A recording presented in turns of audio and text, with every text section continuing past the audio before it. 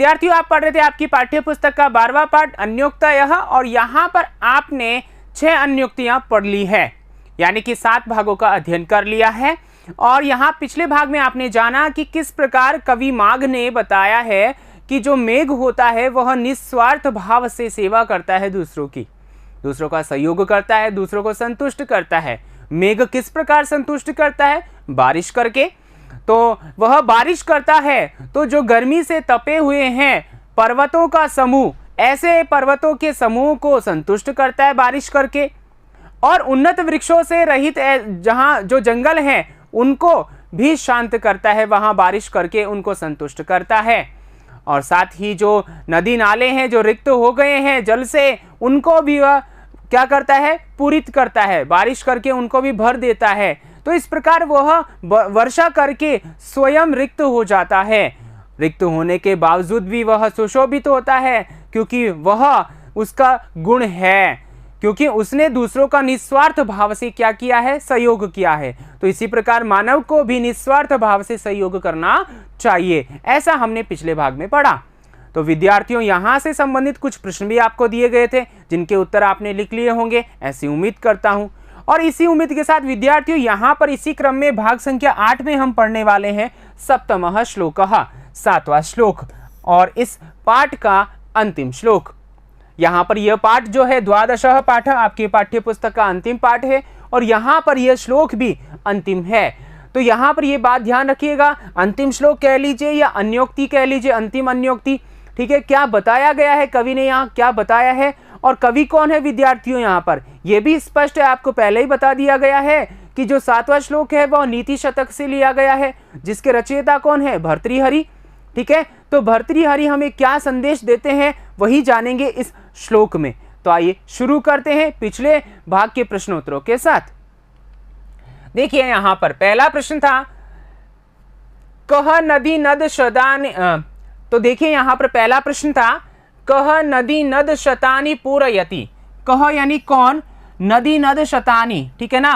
पूरयति यानी पूरा करता है इनको, नदी नालों को, सैकड़ों नदी नालों को जो पूरा करता है, भरता है, वह कौन है? तो एक पद में उत्तर लिखना था, तो आपने लिखा जलदः, मेघ, ठीक है, बादल। तो यहाँ पर ये उत्तर हो गया। अब आगे देखिए दूसरा प्रश्न, कवि कम संबोध्य श्लोकम दूसरा प्रश्न देखिए, कवि कम संबोध्य श्लोकम अरचयत, ठीक है। कवि ने किसको संबोधित करके यह श्लोक रचा है? तो एक पद में, तो जलदम यानी कि मेघ को, ठीक है, बादल को संबोधित करके यह श्लोक बनाया है। तीसरा देखिए, जलदः कीदृशानि काननानि आश्वास्य रिक्तो भवति। जो बादल है, ठीक है ना, मेघ है, वह कैसे या किस प्रकार के वनों को आश्वासित करके खाली हो जाता है? तो जलदः उद्दाम दाव विधुराणि काननानि आश्वास्य रिक्तो भवति, ठीक है। आइए आगे चलते हैं इसी क्रम में। चौथा प्रश्न है सैव तव तमः श्रीः, अत्र श्रीः इति पदस्य, ठीक है, विशेषण पदम लिखता, विशेषण पद लिखना है। तो यहां पर देखिए शोभा कैसी है? उत्तम है। यहां पर इसको अलग अलग करेंगे, तव उत्तमा, ठीक है। तो यहां पर गुण संधि है, तो ये उत्तमा यानी जो श्रेष्ठ है, यह क्या है? विशेषण है। किसका है? श्री का, इसका। तो यहां क्या पूछा? विशेषण, तो हमारा उत्तर हो गया उत्तमा। और यदि विशेष्य पूछता तो यहां विशेष्य क्या है? श्री ही, ठीक है, समझ में आ गया। तो ठीक है, तो यहां पर देखिए, यहां तो विशेषण की बात हो गई है। अब इसके अलावा भी यहां से प्रश्न बन सकते हैं। क्या प्रश्न बन सकता है विद्यार्थियों? ये भी अगर आपने नजर डाला हो तो देखिए, सैव यह पद है, इसका संधि विच्छेद आपसे पूछा जा सकता है। तो साधन एव वृद्धि संधि है, इसका संधि विच्छेद पूछा जाए इसका, तो आपने बता दिया गुण संधि है, ठीक है। श्री यहां पर क्या है? विशेष्य, और उत्तमा विशेषण है। अब यहां पर देखिए यह तव जो है, यह क्या है? यहां पर युष्मत शब्द षष्ठी का एक वचन है, और ऐसी स्थिति में यहां पर पूछा जाए कि यहां संज्ञा पद लिखो, तो यहां किसकी बात हो रही थी? यहां पर बात हो रही थी बादल की। तो यहां संज्ञा पद क्या आएगा? संज्ञा पद क्या आएगा? बादल के लिए कौन सा शब्द आया? मेघ के लिए, यहां पर मेघ के लिए शब्द आया जलद, तो जलदस्या, ठीक है। ये यहां पर क्या हो जाएगा? संज्ञा पद हो जाएगा। और यदि पूछे कि तब किसके लिए आया है, तो यहां पर फिर चतुर्थी में हम उत्तर देंगे जलदाय। क्या उत्तर देंगे? जलदाय। ठीक है, जलदाय। आ गई बात समझ में? तो यहां इस प्रकार भी प्रश्न हो सकता है। तो आइए इसी क्रम में आगे चलते 5वें प्रश्न की ओर। असि इति क्रियापदस्य कर्तृपदम लिखता। असि यह क्रिया है, इसका जो क्रिया है इसका कर्तृपद आपको लिखना है। तो देखिए असि जो है वह आपको बताया गया था, क्या बताया गया था कि मध्यम पुरुष एक वचन की क्रिया है, ठीक है ना। और यहां पर इस प्रकार से ये पता लगने पर हमारा कर्ता होगा त्वम, ठीक है। चूंकि यहां त्वम नहीं दिया गया था श्लोक में, क्रिया दे दी तो उसी से हमने पता लगाया, तो त्वम हमारा उत्तर होगा। और त्वम आया किसके लिए है? जलदः, तो इस प्रकार हमारा उत्तर होगा। आ गई बात समझ में? आइए आगे चलते हैं। असि इति पदे मूल धातु कह अस्ति। देखिए अगला प्रश्न क्या कह रहा है, ध्यान से देखिएगा। असि इति पदे, इस पद में मूल धातु यह क्रिया है, ठीक है ना। तो इसमें मूल धातु कह अस्ति, मूल धातु क्या है? तो आपको बताया गया था असि जो है क्रिया, इसमें अस भुवि, ठीक है। यहां तो ये अर्थ है और धातु जो है वह अस, ठीक है। ये क्या है? धातु। तो मूल धातु आप क्या लिखेंगे? अस, ठीक है। और अर्थ पूछा नहीं है तो लिखने की आवश्यकता नहीं है। अर्थ वैसे है भुवि यानी होने अर्थ में, ठीक है। आ गई बात समझ में? तो आइए आगे चलते इसी तरीके से। सैव इति पदस्य संधि विच्छेदम कृत्वा संधे नामापि लिखता, ठीक है। सैव ये जो पद है, यहां पर इस पद का संधि विच्छेद करके संधि का नाम लिखना है। साधन एवं वृद्धि संधि, जैसा कि मैंने आपको यहां पर बताया था अभी, ठीक है। आ गई बात समझ में? तो आइए इसी के साथ आगे चलते हैं। आगे देखिए आपकी पाठ्य वस्तु श्लोक संख्या 7, ठीक है। और नीति शतक से लिया गया है, भर्तृहरि के द्वारा रचित है।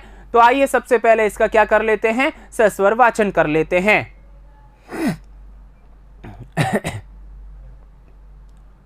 देखिए, रे रे चातक सावधान मनसा मित्र क्षणं श्रूयताम् अम्भोधा बहवो हि सन्ति गगने सर्वेपि नैतादृशाः केचिद्वृष्टिभिराद्रयन्ति वसुधाम् गर्जन्ति केचित् वृथा यं यं पश्यसि तस्य तस्य पुरतो मा ब्रूहि दीनं वच, मा ब्रूहि दीनं वच, ठीक है। तो यहां पर हमने क्या किया है? इसका सस्वर वाचन किया है। आइए अब जानते हैं इसका अर्थ। और यहाँ कवि भर्तृहरि जी जो हैं वह हमें क्या संदेश देना चाहते हैं, इस अन्योक्ति के माध्यम से क्या सिखाना चाहते हैं, क्या विशेष बात बताना चाहते हैं, उसी को हम यहाँ पर जानते हैं। तो यहाँ सबसे पहले देखिए चातक, यहाँ चातक पक्षी की बात पहले भी हो चुकी है, पहले भी हो चुकी है। तो क्या बात हुई थी चातक पक्षी के विषय में? कि वह स्वाभिमानी होता है। वह क्या होता है? स्वाभिमानी होता है। स्वाभिमानी होने के साथ साथ वह जो है क्या होता है कि याचना करता है। क्या करता है? याचना। और याचना भी किससे करता है? वह इंद्र से करता है, ठीक है ना। चूंकि वह समर्थ है, वह देने में सक्षम है। क्या देने में? बारिश करने में, ठीक है ना, जल देने में समर्थ है। तो ऐसी स्थिति से वह स्वाभिमानी और याचना करता है। तो वहां हमने ये सीखा था कि स्वाभिमानी हमें बनना है और याचना भी ऐसे व्यक्ति से करनी है जो समर्थ हो, जो देने में सक्षम हो।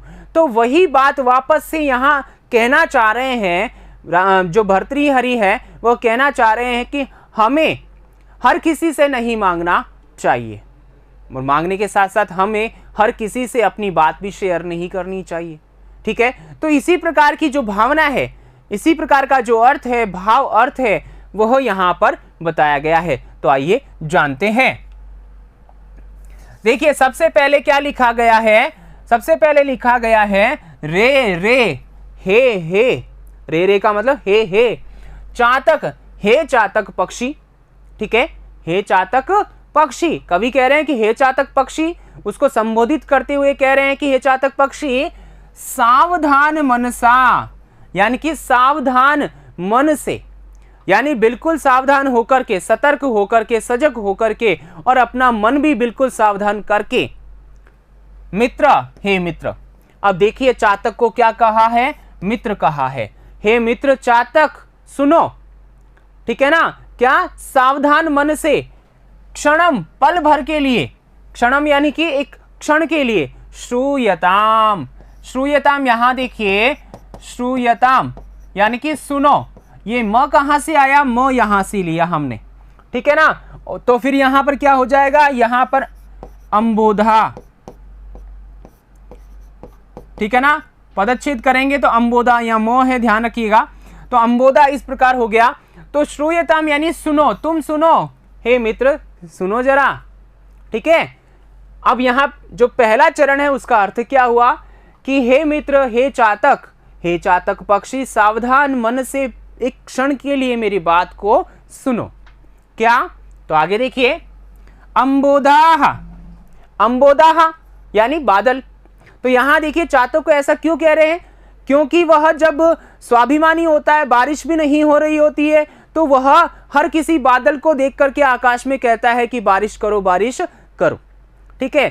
तो वहां पर कवि उस चातक को समझाना चाह रहा है कि हे चातक मेरी बात तो सुनो जरा, जो तुम कर रहे हो ना कार्य वो सही नहीं है, मेरी बात सुनो। क्या बात सुनो, तो देखिए अंबोदाह यानी मेघाह, ठीक है, बादल, मेघाह जो मेघ हैं, ठीक है, वह बहवो बहुत सारे, अनेकाह, ठीक है, अनेक बहुत सारे हैं, क्या, मेघ यानी बादल, ही यानी निश्चय ही, संति यानी है, गगने आकाश में, आकाश में बादल बहुत सारे हैं, ठीक है ना।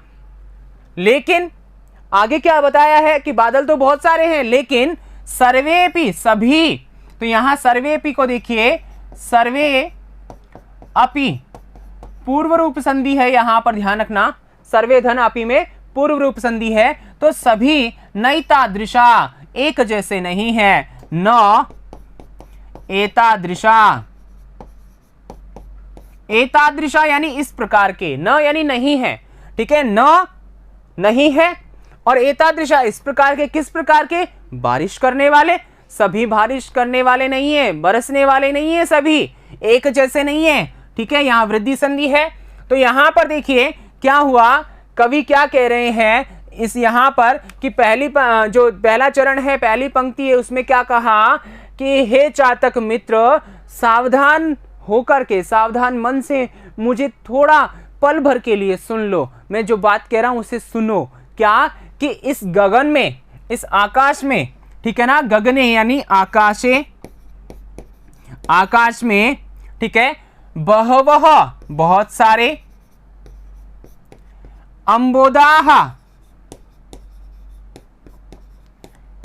ठीक है, संति क्या है, बहुत सारे बादल हैं, किंतु लेकिन वे ते न एतादृशा, वे इस प्रकार के संति यानी हैं, वे इस प्रकार के नहीं हैं। किस प्रकार के, वो तो आगे बताएंगे। तो यहां इसका भाव हमने लिखा कि आकाश में बहुत सारे बादल हैं किंतु वे सभी जो है एक जैसे नहीं है, ऐसे नहीं है। कैसे नहीं है, तो देखिए आगे बताया है, केचित कुछ, केचित यानी कुछ, कुछ कौन, यहां केचित किसके लिए आया है, बादलों के लिए आया है। वृष्टि भिराद्रयंती, यहां देखिए वृष्टि भी, यहां जो यहां पर र है ना, ठीक है ना, उसको विसर्ग बना दिया है, ध्यान रखना, और आ निकल के आ जाएगा आर्द्रयंती। आर्द्रयंती यानी कि गीला करते हैं, भिगो देते हैं, ठीक है ना। केचित कुछ, वृष्टि भी, वर्षा से, आर्द्रयंती यानी कि भिगो देते हैं, अर्थात कुछ वर्षा करते हैं। कुछ बादल क्या करते हैं, वर्षा करते हैं। और किसको भिगो देते हैं, देखिए कहां वर्षा करते हैं, आर्द्रयंती यानी भिगो देते हैं, गीला कर देते हैं। वृष्टि भी यानी वर्षा से किसको, तो आगे कहा है वसुधाम, पृथ्वी को, धरती को गीला करते हैं। गीला करने का मतलब यहाँ बारिश करते हैं, धरती पर बारिश करते हैं कुछ तो, और बारिश करके धरती को भिगो देते हैं। तो यहां पर समझ में आ गया। अब यहां पर देखिए और आगे क्या कहा है, गर्जंती, गर्जना करते हैं कुछ, आगे क्या लिखा है, केचित यानी कुछ गर्जना करते हैं। किस प्रकार की, वृथा यानी बेकार में ही गरजते हैं। तो यहां पर देखिए ऐसी कहावत आपने सुनी होगी, जो गरजते हैं वो बरसते नहीं, और जो बरसते हैं वो गरजते नहीं। ठीक है, तो यहां पर यही बात सिद्ध हो रही है कि कुछ बादल तो ऐसे होते हैं जो वर्षा के द्वारा पृथ्वी को क्या कर देते हैं, भिगो देते हैं, बारिश करके पृथ्वी को भिगो देते हैं, और कुछ बेकार में ही गरजते रहते हैं। इसलिए हे मित्र, हे दोस्त, चातक पक्षी, मेरी बात सुनो। ठीक है, मैं तुम्हें कह रहा हूं, समझा रहा हूं, सावधान मन से सुनो कि यहाँ इस गगन में बहुत सारे बादल हैं, लेकिन सभी एक जैसे नहीं है। कुछ तो इस धरती को क्या कर देते हैं, भिगो देते हैं बारिश करके, और कुछ बेकार में ही गरजते रहते हैं। ठीक है, समझ में आ गया। तो ऐसी स्थिति में जो तुम देख रहे हो किसी भी बादल को और कह रहे हो कि बारिश की जाए, ठीक है ना, तो ऐसी स्थिति में यहां पर क्या करेंगे आप, यम यम पश्यसी, जिस जिसको, यम यम यानी जिस जिसको, पश्यसी देख रहे हो, तुम देख रहे हो। तो यहां पर देखिए पश्यसी जो है क्रिया, इस पश्यसी क्रिया में क्या है, यहां मध्यम पुरुष की एक वचन की यह क्रिया है, और इस हिसाब से कर्ता त्वम हुआ, और त्वम किसके लिए आया है, बादल के लिए यहां पर। ठीक है, तो यहां त्वम किसके लिए आया है, त्वम जो आया है वह आया है चातक पक्षी के लिए। तो उसको, जिसको तुम देख रहे हो, तस्य तस्य पुरतः, उसके सामने, पुरतः यानी सामने, माँ ब्रूहि, माँ यानी नहीं, ब्रूहि यानी कहो। ठीक है ना, बोलो, ब्रूहि यानी बोलो, मत बोलो। तो यहां देखिए ब्रूहि जो यह क्रिया है, ठीक है, यहां पर ब्रू धातु है। ठीक है ना, कौन सी धातु है, ब्रू धातु है। ठीक है, और यहां पर ये जो है मध्यम पुरुष एक वचन की क्रिया है, और इसके अथवा में ब्रूतात भी बनता है, ब्रूतात यह रूप भी बनता है। तो इसका पर्याय हम अगर क्रिया के रूप में लें तो यहां पर हम वद धातु से वद भी कह सकते हैं। ठीक है ना, यह क्रिया भी यहां पर बन सकती है। तो इस हिसाब से यहां कर्ता कौन हुआ, त्वम कर्ता हुआ, और त्वम कर्ता हुआ तो ये किसके लिए आ रहा है, ये चातक पक्षी के लिए आ रहा है कि तुम मत कहो, क्या, दीनम वचा, दीनता पूर्वक जो वाणी है, बोल है, कथन है, वचन है, वह मत कहो। आ गई बात समझ में। तो यहां पर हमने क्या देखा विद्यार्थियों, यहां हमने देखा है कि किस प्रकार से यहां पर चातक पक्षी को कवि कह रहे हैं कि हे चातक पक्षी, हे मित्र, मेरी सावधान होकर के क्या कर लो, एक बात सुन लो। क्या बात सुन लो, कि इस आकाश में बहुत सारे क्या है, बादल हैं, और कुछ बादल तो वर्षा करते हैं, और वर्षा करके इस धरती को क्या कर देते हैं, भिगो देते हैं, और कुछ बादल जो है बेकार में ही गरजते रहते हैं। तो सभी बादल एक जैसे नहीं है इस आकाश में। तो तुम क्या कर रहे हो, सभी को क्या कर रहे हो, याचना कर रहे हो, तो गलत बात है। सभी से याचना मत करो, जिसको देखते हो उससे याचना मत करो, उसके सामने दीन वचन मत कहो, क्योंकि सभी एक जैसे नहीं है, सभी समान नहीं है। कुछ तो भिगोते हैं और कुछ बेकार में ही गरजते हैं। तो तुम ध्यान से सुनो, जो समर्थ है, जो योग्य है, जो बारिश कर सकता है, ऐसे बादल से ही तुम प्रार्थना करो, ऐसे बादल को ही तुम अपनी दीन वचन कहो, और किसी से, हर किसी से अपने मन की बात तुम मत कहो, अपनी दयनीय स्थिति मत बताओ। ठीक है, क्यों, क्योंकि कुछ बेकार में ही जो बेकार में ही गरज रहे हैं वो तुम पर हंसेंगे। ठीक है ना, तुम्हारा मजाक उड़ाएंगे। तो ऐसे व्यक्तियों से तुम अपनी राज की बात मत कहो। तो यहाँ पर पक्षी के माध्यम से मानव को समझाना चाहा है कि हमें भी क्या नहीं करना चाहिए, हर किसी को अपने मन की बात नहीं बतानी चाहिए। ठीक है, या हमें कोई आवश्यकता है, किसी वस्तु विशेष की आवश्यकता है, तो हम हर किसी से उस वस्तु को न मांगे। जो देने में समर्थ है, जो योग्य है, और आपको लगता है, आपको विश्वास है कि हाँ ये दे सकता है, उसी को आप बताएं, उसी से आप याचना करें। नहीं तो आप मजाक के पात्र बन जाएंगे। आ गई बात समझ में? तो यहाँ पर ये विशेष बात भी हमने जान ली है। तो एक बार फिर से देख लेते हैं यहाँ विशेष बात क्या है। यहाँ पर देखिए, ये हमने अर्थ जाना है इस प्रकार से, ठीक है। तो यहाँ पर कुछ विशेष बात इस प्रकार है, देखिए यहाँ पर ये जो है श्रूयताम, सुनो, ठीक है। ये क्रिया जो है इसका कर्ता कौन है? चातक पक्षी। यहाँ पर फिर से क्रिया आ रही है अंबोदा, ये अंबोदा जो है कर्ता है, ठीक है ना, और इसकी क्रिया यह संति है, ठीक है। और यहाँ नैतादृशा, ठीक है, वृद्धि संधि है। इसी प्रकार केचित, ठीक है, आद्रयंती, यहाँ पर ये क्रिया है आद्रयंती और केचित कर्ता है, ठीक है। और यहाँ पर देखिए गर्जंती, यहाँ केचित कर्ता है और गर्जंती क्रिया है, ठीक है, समझ में आ रहा है। और आगे देखिए पश्यसी, यह क्रिया है और इसका कर्ता जो है वह कौन है? यहाँ पर चातक पक्षी है।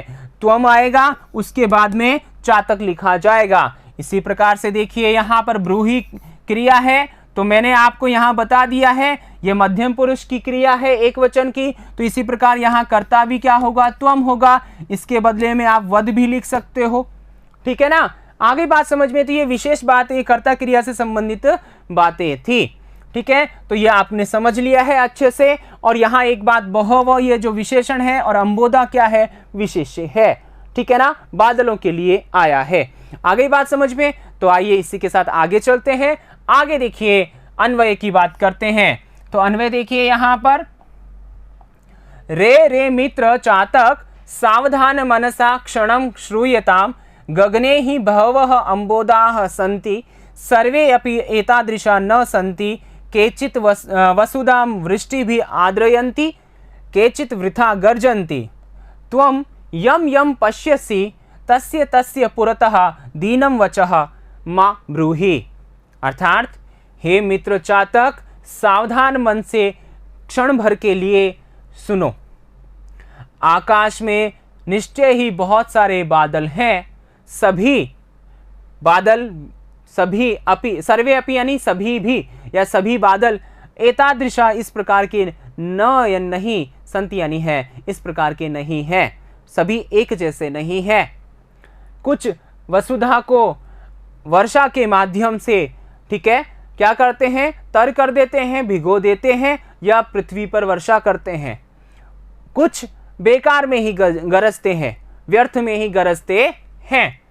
तुम, ठीक है, तुम यानी कि तुम जिसको देखते हो, जिस बादल को देखते हो, ठीक है ना, यम यहाँ पर बादल के लिए ही आया है। तो जिस बादल को तुम देखते हो उसके सामने दीन वचन मत कहो, ठीक है। आगे बात समझ में, तो आइए आगे चलते हैं। आगे देखिए भावार्थ की बात करते हैं।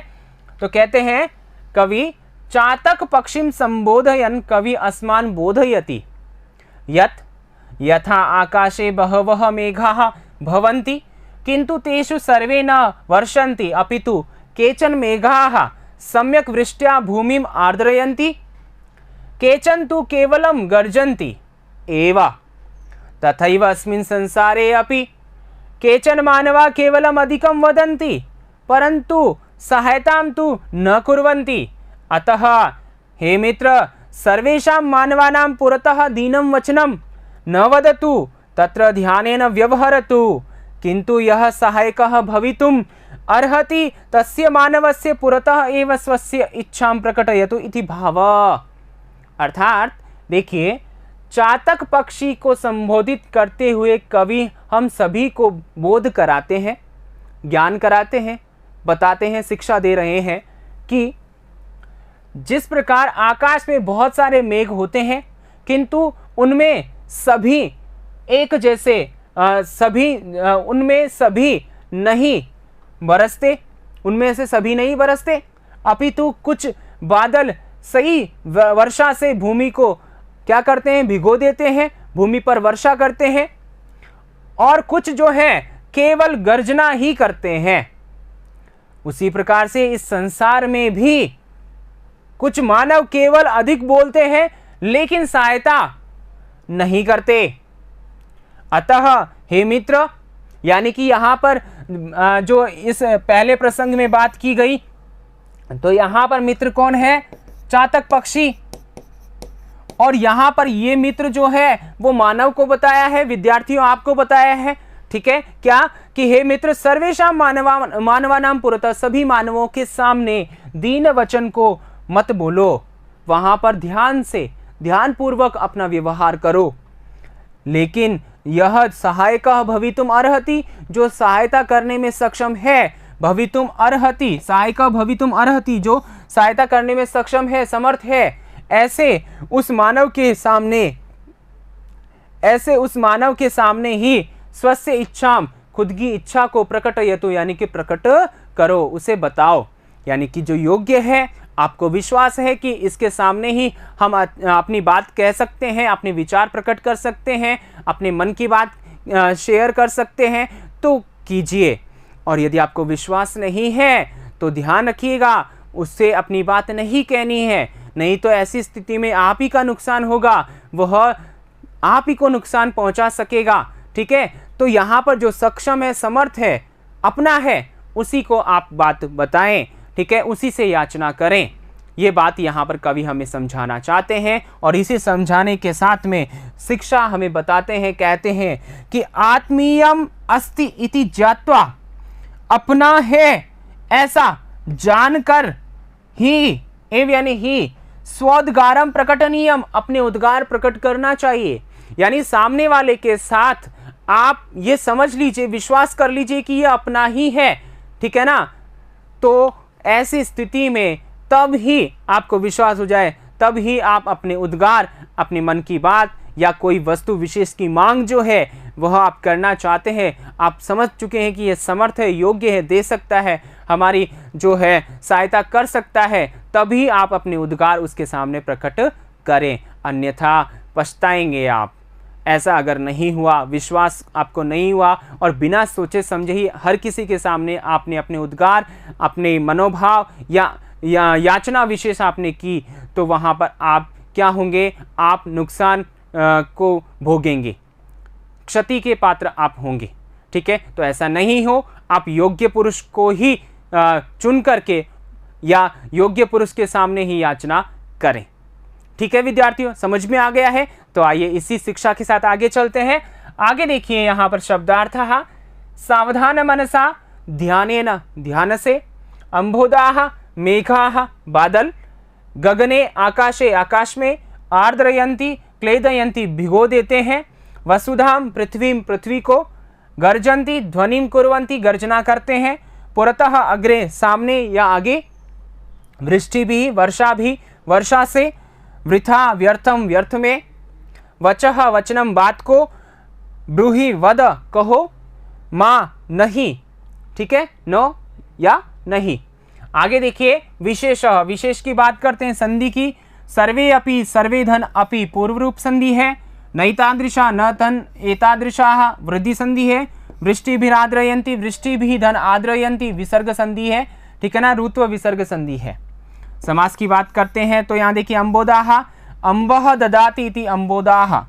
ठीक है, उपपद तत्पुरुष समास है, ते, सावधान मनसा, सावधानम च तत् मनः, सावधान मनः कर्मधारय है, और तेन सावधान मनसा।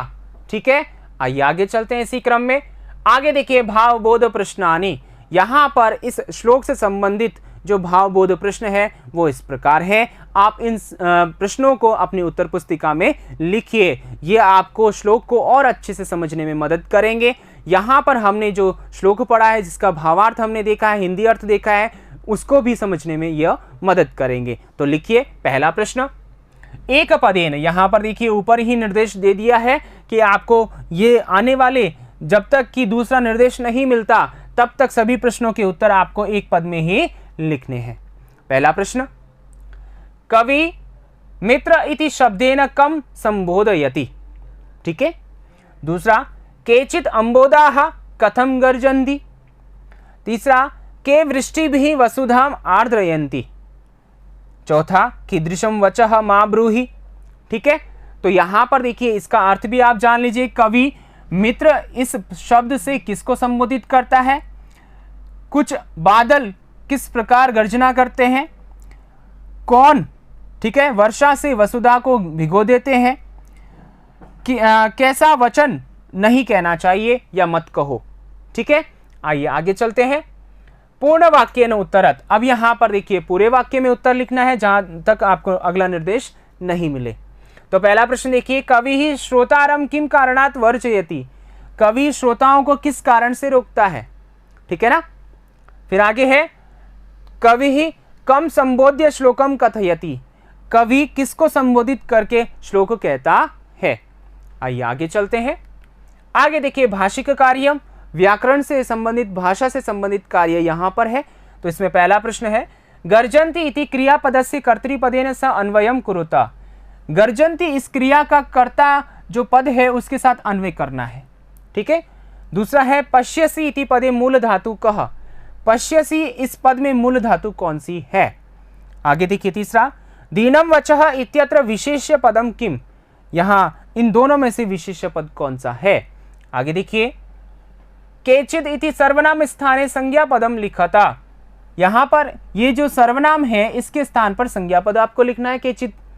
फिर है, पृष्ठतः इति पदस्य विलोम पदम चित्वा लिखत। पृष्ठतः इसका विलोम पद लिखना है। फिर है, श्रूयताम इति क्रियापदस्य कर्तृपदम किम अस्ति। श्रूयताम इस क्रिया का कर्ता पद कौन सा है।